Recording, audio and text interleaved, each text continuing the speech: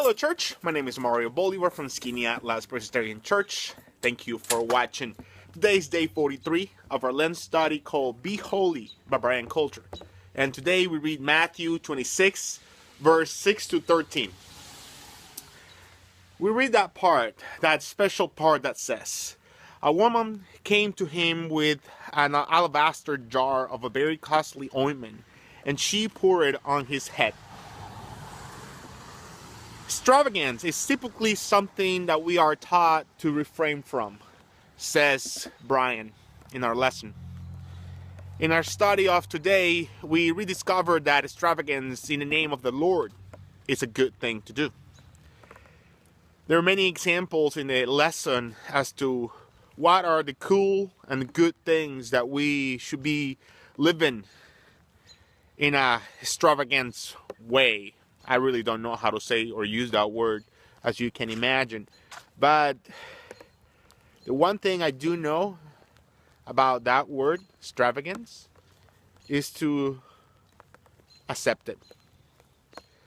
Through my life, I have encountered many people in my path who have shown an extravagant love towards me, towards my call, and not because they just simply like me, but because God calls them to give that love. More than often given in an extravagant way, I think that we also need to learn how to accept it. And I say that is because we are yet to see how Christ is crucified and he died in an extravagant way to prove how much he loves us. And our struggle is that we need to accept that. Christ's death upon the cross, it was such an extravagant thing to do. And we struggle with that.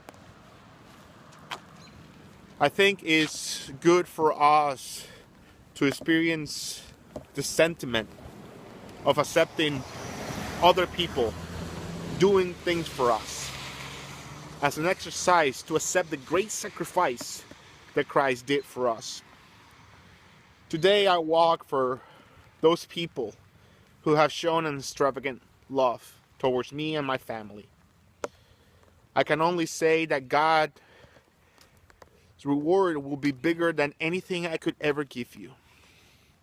But the one thing I can promise on behalf of the love that you have shown me is that I will love the same way. I will love my neighbor. I will love my enemy. I will love that person that says things that I disagree with in Facebook. I will love you because my love does not depend on what you do or what you think, but my love depends on the fact that I want to love you because Christ loves me.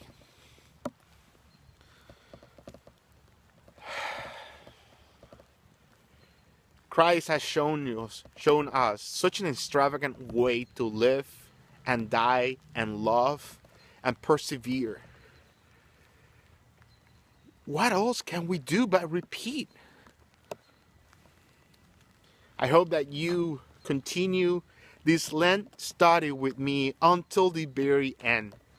And with this we say, extravagant one, lose my restraints. Let me love without end. Let me accept your sacrifice without end. And let the rest of the world